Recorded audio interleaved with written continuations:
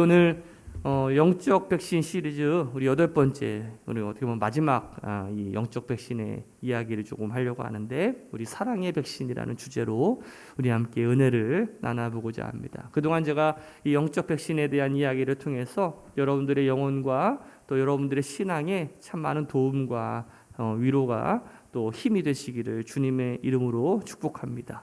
오늘 이 사랑이라고 하는 백신, 우리 옆에 분들한테 한번 이렇게 인사합시다. 사랑의 백신을 맞으셨습니까? 이 사랑이라는 것이요, 참 심오한 것 같아요. 그렇죠? 사랑이라는 것이 참 심오합니다.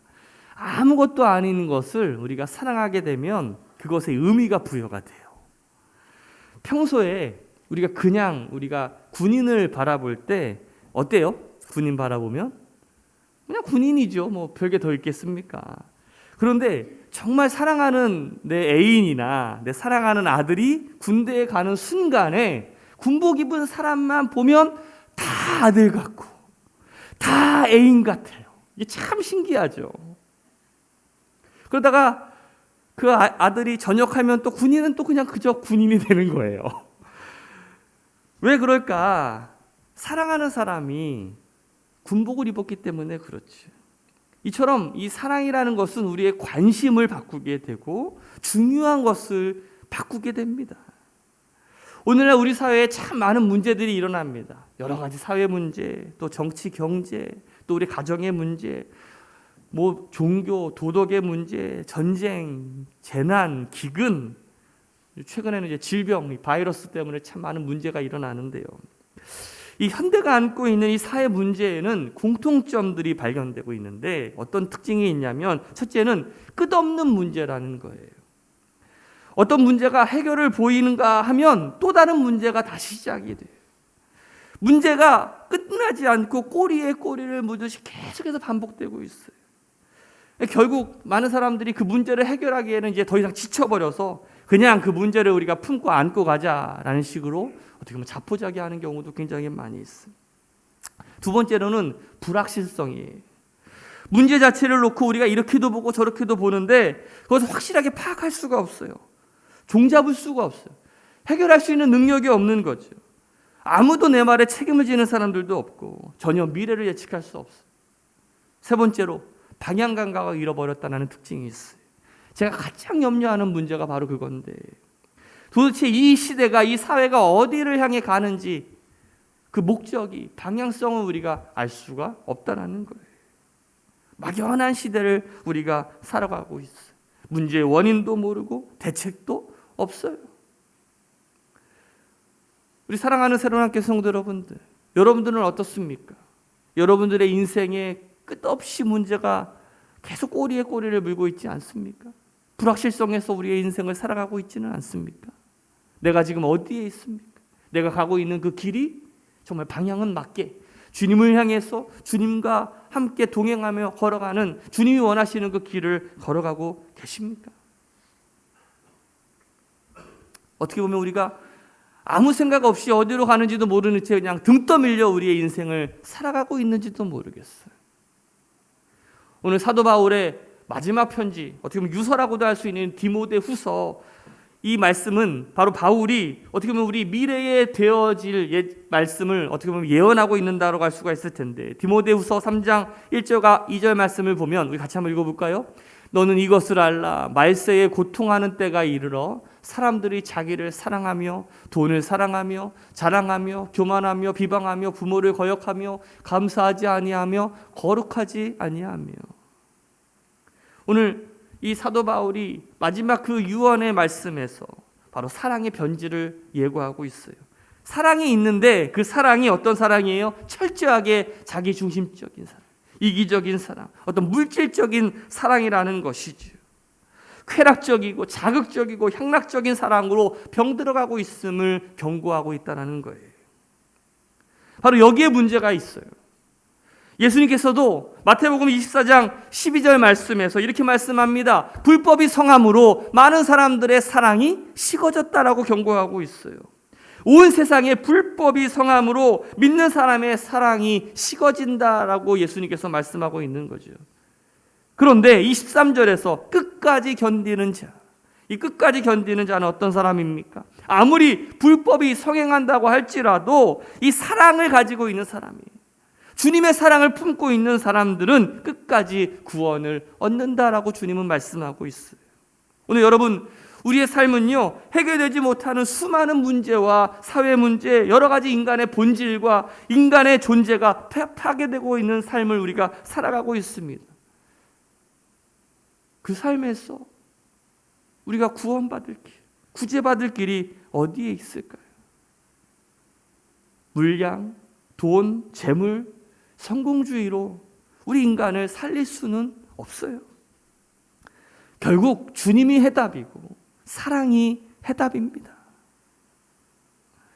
인간 회복의 궁극적인 처방은 바로 이 사랑이라는 사실, 하나님의 사랑을 우리가 깨닫는, 그리고 우리가 하나님의 사랑을 우리가 맞는, 우리 백신, 사랑의 백신을 맞는 우리 새로운학교 성도들 되시기를 주님의 이름으로 축복합니다.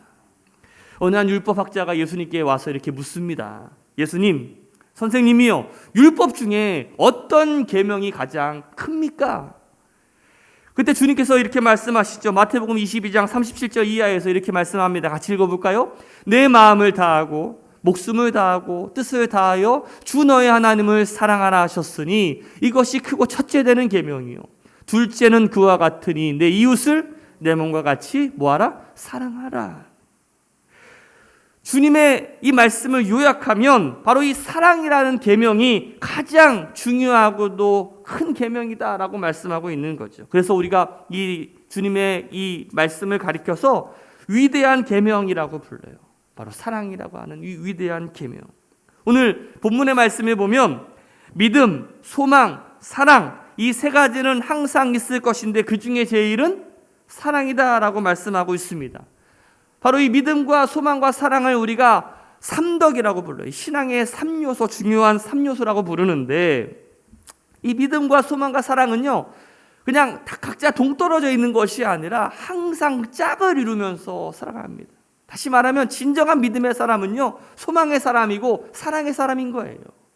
각자 믿음의 사람이 있고 소망의 사람이 있고 사랑의 사람이 있는 것이 아니라 이것은 항상 같이 짝을 이루면서 돌아가는 어떤 신앙의 메커니즘이라고 할 수가 있어요.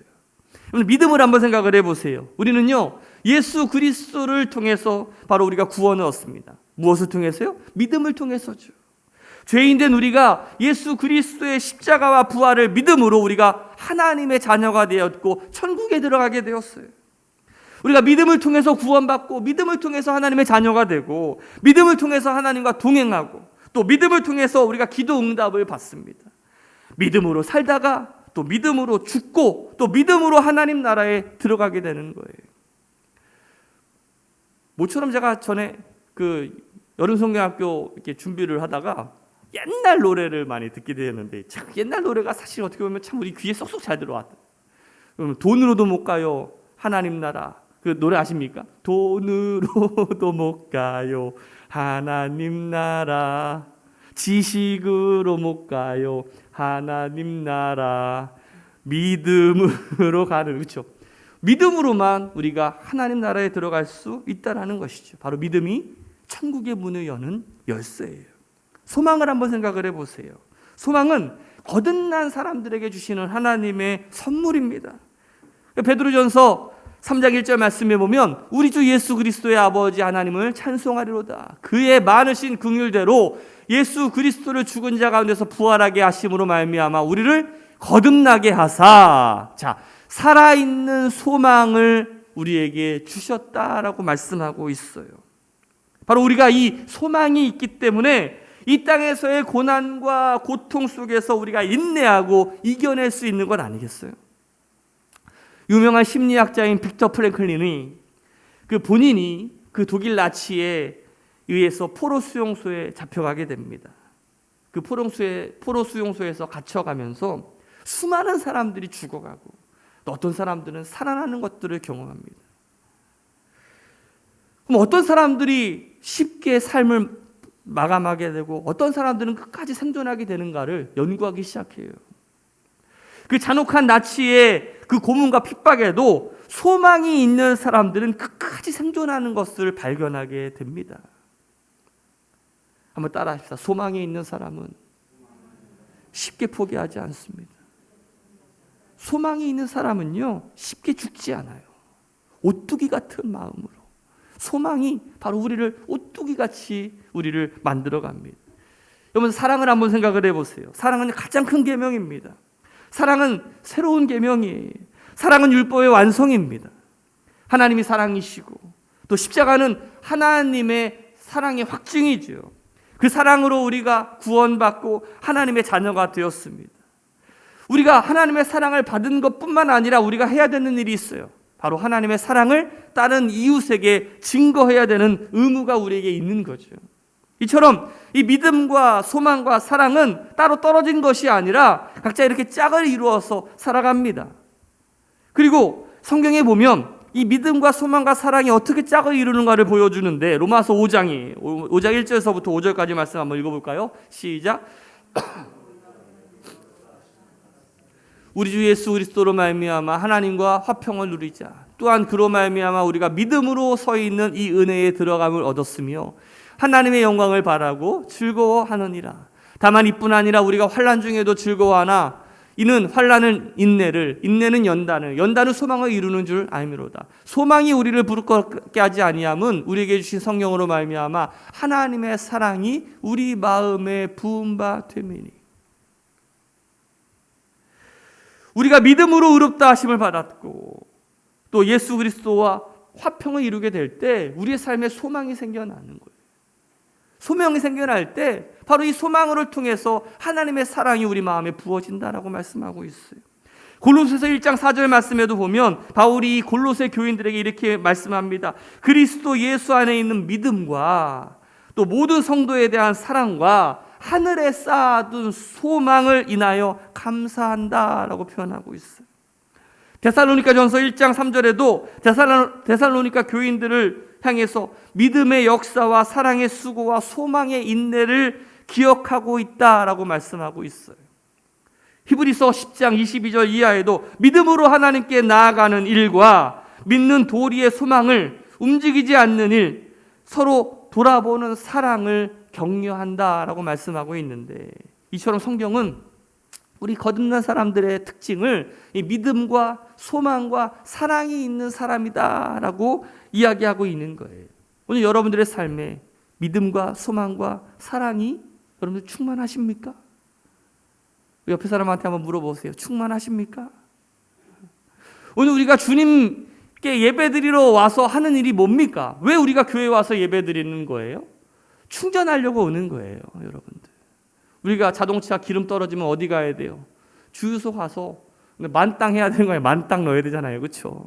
오늘 우리가 주님 전에 와서 이 예배당에 와서 우리가 가장 해야 되는 일은 뭐냐면 하나님을 향한 믿음과 소망과 사랑을 그 게이지를 가득 채우고 돌아가는 거예요.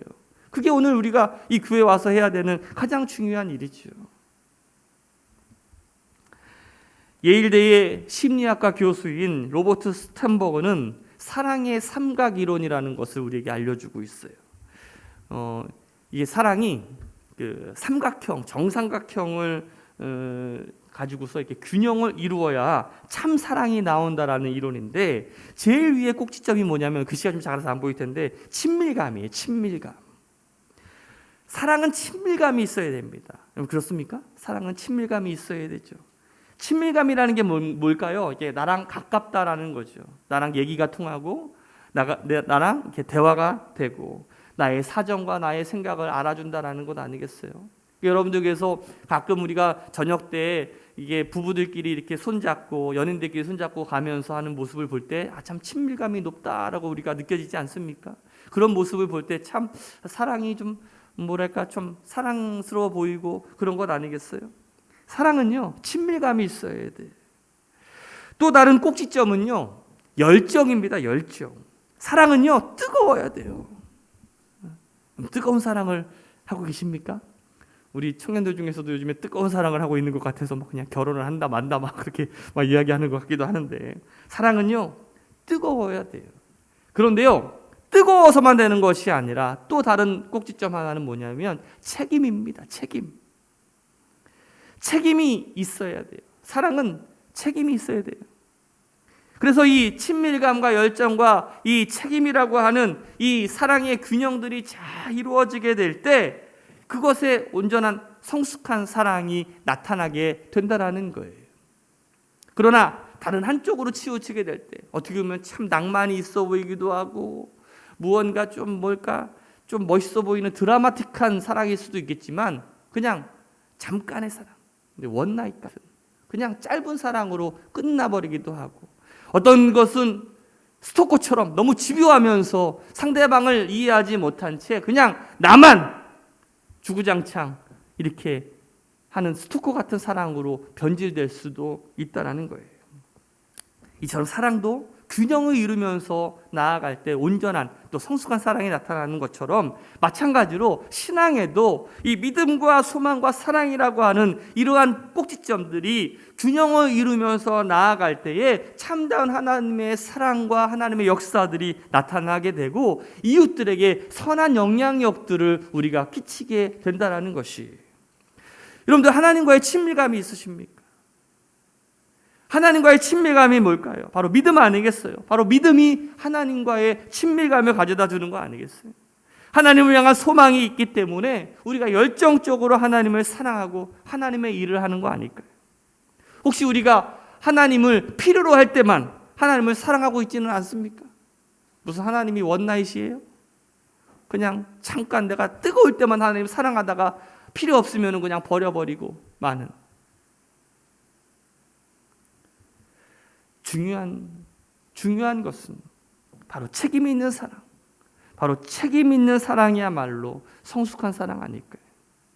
하나님은요 우리를 포기하지 않으십니다. 하나님은 우리를 버리지 아니하시요 끝까지 우리를 지켜주셔요. 하나님은 우리를 책임져 주십니다. 그렇기 때문에 우리가 하나님을 소망하고 하나님을 사랑할 수 있다는 거죠. 오늘 우리가 현대를 살아가면서 이 자동차를 이용할 때가 굉장히 많이 있습니다. 자동차의 구조를 보면 몇 가지를 제외하고는 다 쇳덩어리예요. 그렇죠? 다 쇳덩어리인데 그 쇳덩어리가 참 부드럽게 쫙 잘 지나가고 그런 것 같아요. 이 쇠와 쇠가 맞물려 있는 가운데 거기에 그 쇠들이 잘 돌아가게 할 수 있는 윤활유의 역할이 바로 가장 이 자동차에 있어서 중요한 역할인데 마치 사랑이 바로 그 역할을 하는 거예요. 만약에 이 자동차에 윤활유라는 것이 빠지게 되면 이 자동차는요 단 1분도 버티지 못한 채 그냥 망가지고 말 거예요. 하지만 이 사랑이라고 하는 것이 그 자동차를 움직이게 하는 것처럼 우리 인생도 마찬가지. 우리의 삶에, 우리 인생에 사랑이라고 하는 이 윤활유가 우리의 삶을 이끌어가게 되고 우리를 움직이게 하고 우리를 더 성장하게 합니다. 오늘 우리의 삶에 사랑이 있는가를 한번 좀 생각해 볼 필요가 있는 것 같아요. 오늘 여러분들의 삶에 사랑이 있습니까? 진정한 사랑. 우리 고린도전서 13장, 오늘 본문의 말씀은 우리가 사랑장이라고 부르잖아요. 고린도전서 12장을 가리켜서 우리가 은사장이라고 부릅니다. 고린도전서 12장에 보면 여러 가지 은사들을 막 이렇게 나열하고 있습니다. 거기엔 참 많은 은사들이 있는데 병 고치는 은사, 방언하는 은사, 통역하는 은사, 막 여러 가지 은사들을 다 열거하고 난 다음에 이 사도 바울이 가장 큰 은사 중에 은사를 이야기하고 있어요. 바로 그 은사가 바로 뭡니까? 사랑이라고 하는 은사예요. 우리가 이 고린도전서 13장을 우리가 사랑장이라고 부르는데 사랑 안에서 살아가야 된다라는 중요한 의미를 우리에게 주고 있어요. 오늘 본문의 말씀을 우리가 잘 읽어보면 사랑만이 우리의 동기가 되고 사랑만이 그 의미가 된다라고 가르치고 있어요. 특별히 오늘 본문의 말씀을 우리가 문자 그대로 우리가 생각해 보면 사람의 방언과 천사의 말을 할지라도 사랑이 없으면 소리나는 구리와 울리는 꽹과리가 된다라고 말씀하고 있어요. 그 어떤 것도 사랑이 없으면 의미가 없다라는 것 아니겠어요? 사랑만이 어떻게 보면 인간화를 가능하게 만들고 이 사회의 문제에 여러 가지 복잡한 문제 해결할 수 있는 유일한 방법이 바로 이 사랑이에요. 사랑만이 우리 인간을 정말 인간 되게 만들고 우리 성도를 성도 되게 만들 줄로 믿습니다. 여기 중요한 핵심을 사랑은 그냥 할 수 있는 게 아니라 사랑은 은사라고 말씀하고 있어요. 사랑은 은사래.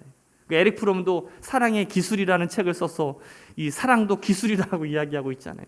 사랑은 우리가 그냥 얻어지는 것이 아니라 사랑은 우리가 계속해서 행할 때 그 사랑을 우리가 점점 더 커져가는 거예요. 가만히 있는다고 우리가 사랑하는 사람이 될 수 있는 건 아니죠. 사랑은 뭐라고요? 은사예요. 은사. 여러분들 베드로가 예수님을 모른다고 부인한 뒤에 갈릴리 바다로 다시 돌아갔습니다. 다 포기하고 다시 원래 위치로 돌아가게 되죠. 그때 부활하신 주님께서 베드로에게 찾아와서 제일 먼저 하신 말씀이 뭡니까? 너 왜 나 배신했냐? 이렇게 물으셨어요? 그러지 않으셨어요. 네가 나를 사랑하느냐라고 물으셨어요. 그 사랑을 물으셨어요.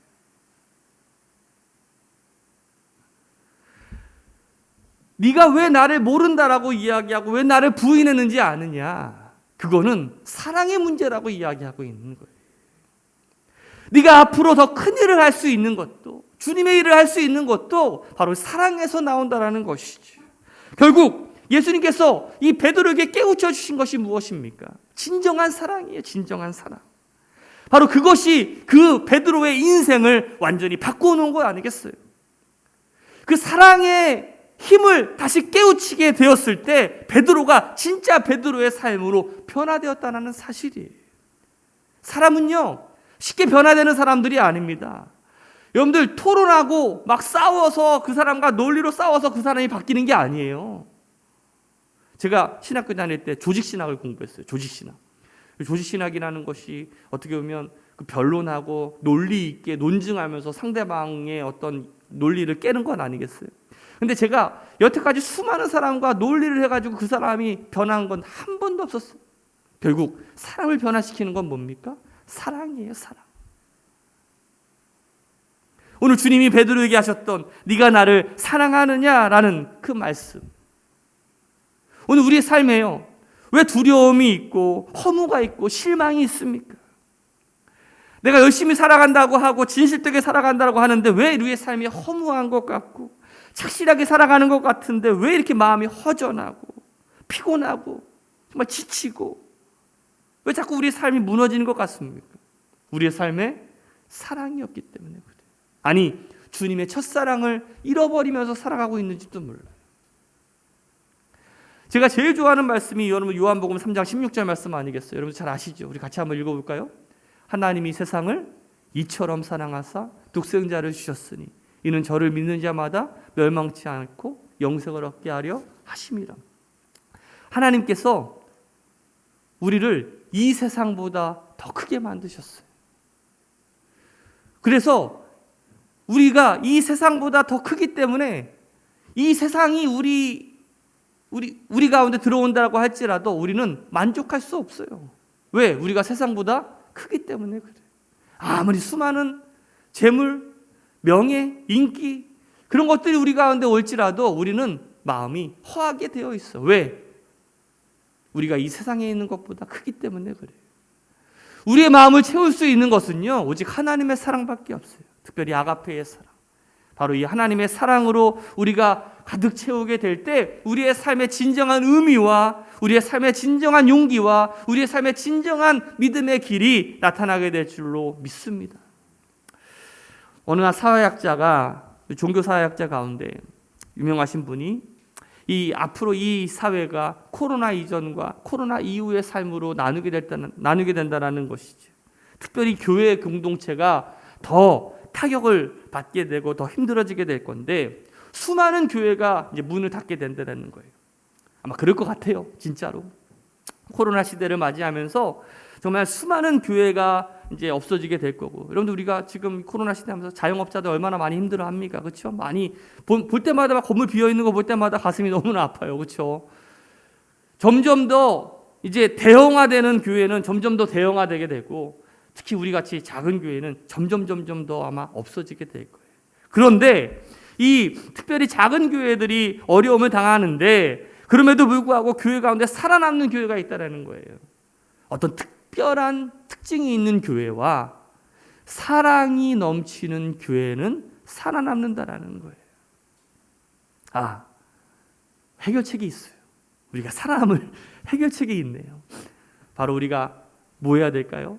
사랑하는 공동체를 함께 만들어 가야 될 줄로 믿습니다.